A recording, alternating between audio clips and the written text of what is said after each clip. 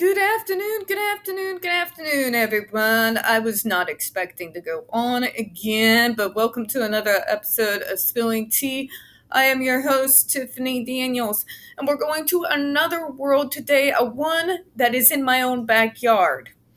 And if the fury I feel right now, folks, I cannot possibly tell you the fury and the anger I feel at this moment. Because the place we're about to talk about is not that very far from me. I think it may be about an hour and a half away from me. In my own state. My own state. One that I believed up until this point in time had a better understanding of care and treatment with people with disabilities. Of course, the school we're getting ready to talk about doesn't just have people with disabilities there in it, and the abuse we are about to go over today that happens there doesn't just happen to its disabled students. However, the fact that they do have a special education program. When was my department going to be involved? Because this is the sort of shit that goes on with students when they're sent to a program when we're supposed to be sent in to investigate. So there's a lot to look into in this school. I want to know where the ball was dropped. I want to know what the fuck happened. Where were the case managers? Where the fuck were the social workers? I've got a lot of questions, folks, but we're just at the beginning of this new thing that has been brought to my attention. Fortunately, it isn't new, but I just found out about it, and we're going to start covering it on this channel. So, yay, no sleep for me. We're going to start having 2 days videos a day again, because just like the JRC, folks, until I get to the bottom of this, and if need be, get this school buried under the fucking ground right next to the JRC, then that's what we'll do.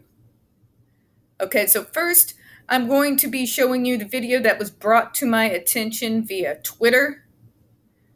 And unless he wants me to name him, for now, we're going to let that Twitter person who DM'd me this information remain anonymous.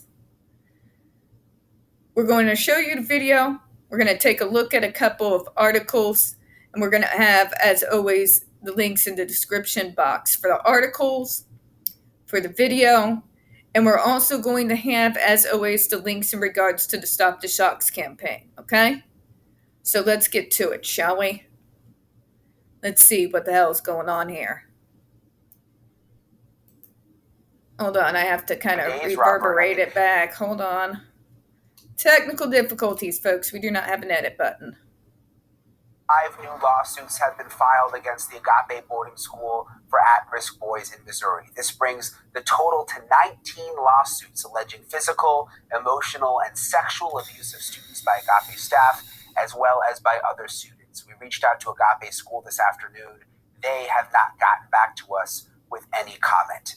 Nicole Fernandez filed one of the newest lawsuits. She claims the school abused her special needs son, Corey, while he was a student there in 2019. Also with us, Robert Buckland, who attended Agape from 2007 like I can feel it in my veins. I know you can't see it. I'm a little too good at masking, but shut down ever since that time. Nicole, I want to start with you. Thank you for being with us. I'm so sorry for what your son went through. First of all, tell us how you learned about Agape. And also, I understand that Corey, your son's dad, had recently died, and you all were really in a vulnerable situation when you first learned about the school. Correct. So shortly after my husband passed away, my son was really struggling and spiraling out of control, and I was extremely scared for his future and his safety. So I started to look into the possibility of therapy programs. Unfortunately, in California, he was only 14, so there weren't a lot of options here. I had applied to a few different schools out of state, and they just didn't meet the criteria that we were looking for. So He could have got sent to the JRC, JRC, folks. It was displaced to the JRC. Think about that. Started to help me look for schools, and that broker actually turned out to be the actual recruiter for Agape, but he put me in connection with the Agape program. And when did you first know, Nicole, that something wasn't right? When did you suspect that abuse was happening? It was a little hard for me to catch on at first, I'll be honest. They do a great job of brainwashing the parents as well. But when you get there to the first visit, they sit you in a room for 4 hours just kind of giving it to you before you're ever even allowed to see your children. And beating it into your head that you are the reason your children are here. If you would be able to take care of your kids, you wouldn't have needed our help. You will fail your children if you don't take them, or if you take them out of the program. So then 4 hours later, when my son walked in and I had stood there and looked at all the children. Okay, folks, think about that. Does that sound familiar to you? Because if you follow the Stop the Shocks campaign, it should. Who do they sound like? The Judge Rotenberg Center, don't they? And you hear about how they brainwashed the parents? Sounding too familiar, isn't it? And I turned to my partner and I started crying. I said, they're not going to bring him into me. And in fact, there was someone standing in front of me and he placed his hands on my shoulders and looked me in the eye. And he was like, Mom, and started crying. That's when I recognized my son. He was filthy, shaved head, scrawny, discolored. He was kind of gray and blue looking a little bit. That was my very first red flag. The entire time we're with the visit, though, you have staff all around. You don't get a chance to really talk to your child alone or in private. And anytime you do, they're under the brainwashing still, and they're telling you, like, oh, yeah, Mom, I exercise all the time. And at the time, I didn't realize that the exercises were actually extreme all day long and used as forms of punishment. I mean, oh my gosh, Nicole, though, the fact that you almost didn't even recognize your son is so disturbing. Robert, I want to bring you into the conversation. Tell us what happened to you when you were at the school. What kind of abuse did you suffer? I was restrained for up to hours at a time. And, they have 3 to 4 staff members on top of you. Sounds like the Andre McCollum situation, the beginning of it, right? You remember that video?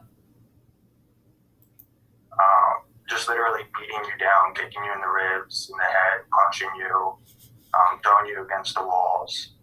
There was a time where a staff member just wrapped a cord around my neck and just started choking me.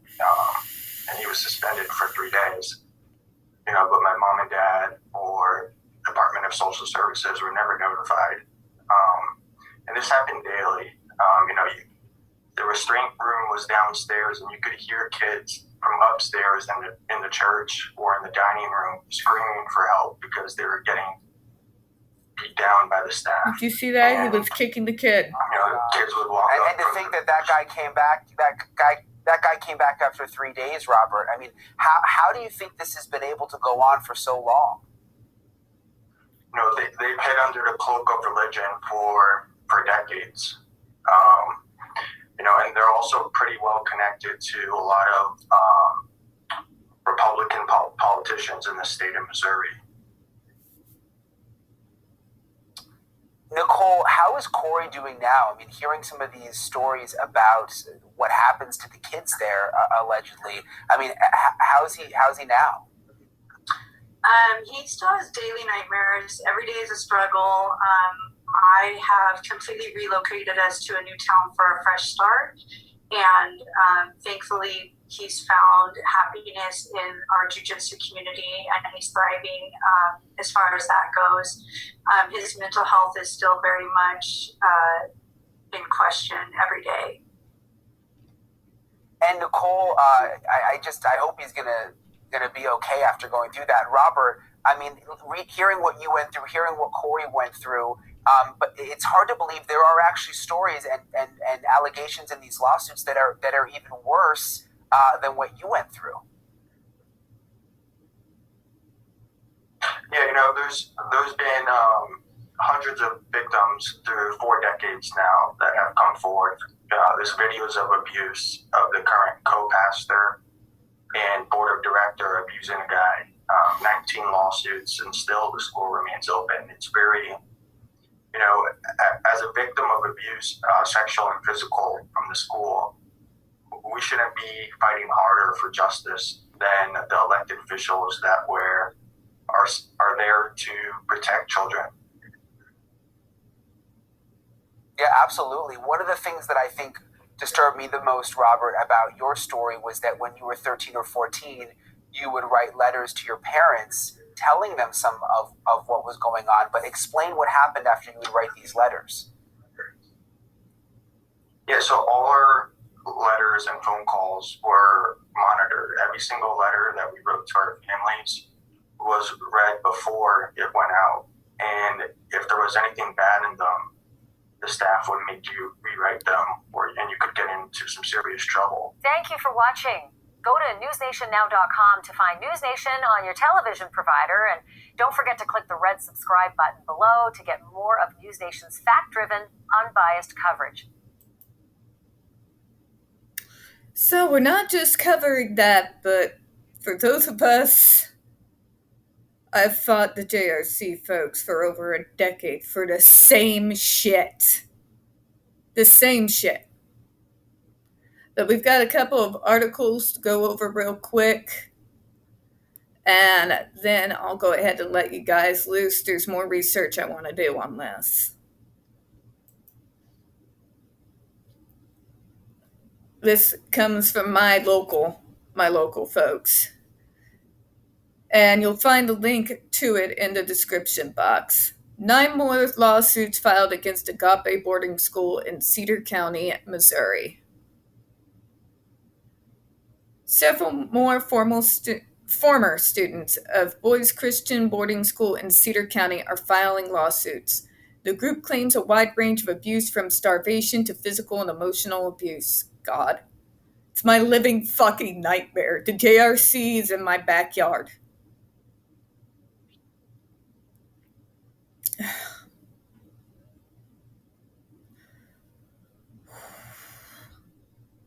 For nearly 3 decades, students at Agape boarding school have experienced emotional, mental, physical, and sexual abuse. The group's attorney, Ryan Frazier, said in a statement to KY3 on Friday. Today we filed petitions in Cedar County for 9 of those victims to pursue justice for the trauma they endured, to have their voices heard. Robert Buckland went to the school from age 13 to 18. During that time, Buckland said he suffered the same abuse. He previously filed a lawsuit against the boarding school.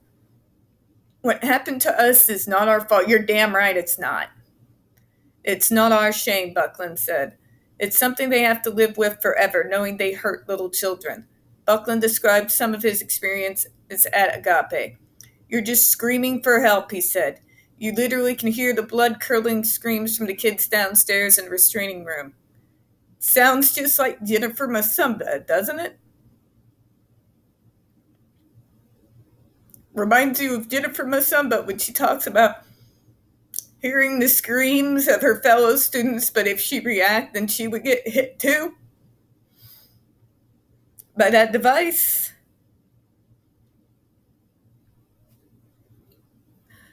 During this time at Agape, Buckland said he wrote letters home. There's letters I wrote home in my file where I talk about how I wish I was dead. Buckland said, and that dead animals get treated better than we did. I talked about physical abuse, sexual abuse. He said he felt silenced by the school for years. They instilled a type of fear in you not to speak out, Buckland said. They broke us. No, they didn't. You're not broken yet. You fight them. And now you got us behind you. But now he's one of many to come forward. 8 more are now seeking justice. For so long, nobody believed us, he said, but now everyone believes us. And I'm so sorry I didn't know. This was never brought to my attention. I'm going to do more research. I'm going to get some people. I'm going to be reaching out. hopefully get a hold of people first and some others out in our area. The 9 lawsuits filed on Friday recall similar stories. Buckland said he just wants to prevent the same thing from happening again. To me, the lawsuit doesn't mean anything, he said. There's no amount of money that can buy you justice or closure, so I would feel like we get some type of justice and closure that they can't hurt anybody else. On the type of 9 lawsuits filed, Buckland said there's a wave of others coming soon. More groups in Springfield and Kansas City. As I think as more and more people come forward, other children will come forward as well, Buckland said. A prosecutor charged 5 staffers in September with abusing students. The Agape boarding school remains open. Some former students say, including Buckland, said that it is very concerning to them. They wish the state would take stronger action. All right, folks, so that's Article 1.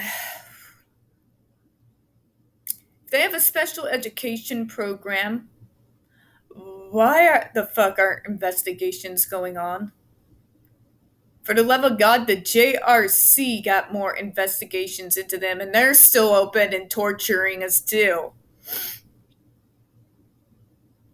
What is going on here? At the very least, with kids, it's a little difficult when regional office can and can't get involved, depending on the situation. But at the very fucking least, the Missouri State Special Education Department should have got fucking involved, especially with the disabled kid. What the fuck is going on? Why wasn't a team like mine sent in to do unannounced visits? And we have another article here to go over before we close out. This is from the Kansas City Star. God, fuck me. It looks like an evangelical freaking kabuki nightmare. Wonder if they have Mickey Mouse wallpaper. A newly surfaced video that shows many describe as abuse of a boy at Agape boarding school in the late 1990s has renewed calls to close the school. In the footage, a man who former students say is Frank Burton, a longtime pastor at the Cedar County School, can be seen forcing a boy to wear a bathrobe to run alongside him around the perimeter of an outdoor volleyball court, which also served as the school's boot camp area. It's been common practice at the school to make boys wear robes if they were on suicide watch or had tried to run away. I wonder what could possibly fucking make them want to run away or be on suicide watch. Fuck me. At one point, the boy falls and the man pulls him back up. As they continue running, the video shows the man kick the boy from behind at least twice. Then the man says to the staff member, "Take him to the office, write him up." For fucking what? You abusing him? Did his muscles tense? Fuck. Sorry, my computer's been a little on the fritz. Former students say Burton was the school's principal at the time. Burton is an officer on the board of directors for Agape Baptist Church, which oversees the school according to its most recent filing with the Missouri Secretary of State. Oh, great, the fucking Baptists. Okay, and this is from Robert Buckland here. Anyways, I think your camper's up at the horse track. We might be on it. Just making them run.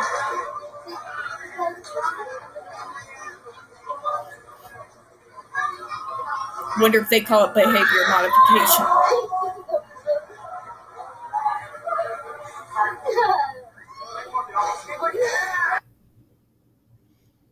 This video just solidifies our stories of abuse we went through, said Colton Schrag of New Mexico, who attended Agape from 2006 to 2010, and testified at a legislative hearing last year on bills to implement more oversight on religious boarding schools.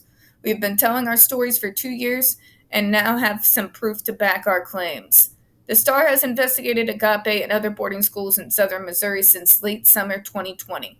Many men who attended Agape in their youth said they were subjected to physical restraints, extreme workouts, long days of manual labor, and food and water withheld as punishment. and they said former students endured constant berating and mind games, and some were physically and sexually abused by staff and other youth. Robert Buckland, who attended Agape from 2007 to 2012 and is suing the school for abuse, posted the newly resurfaced video on Twitter Sunday night. He also forwarded it to Governor Mike Parson and the Missouri State Attorney Eric Schmidt, as well as current lawmakers and multiple candidates for office. The video had more than 10,000 views by noon on Monday. "This is Christian love in Missouri for you," tweeted Buckland of Michigan.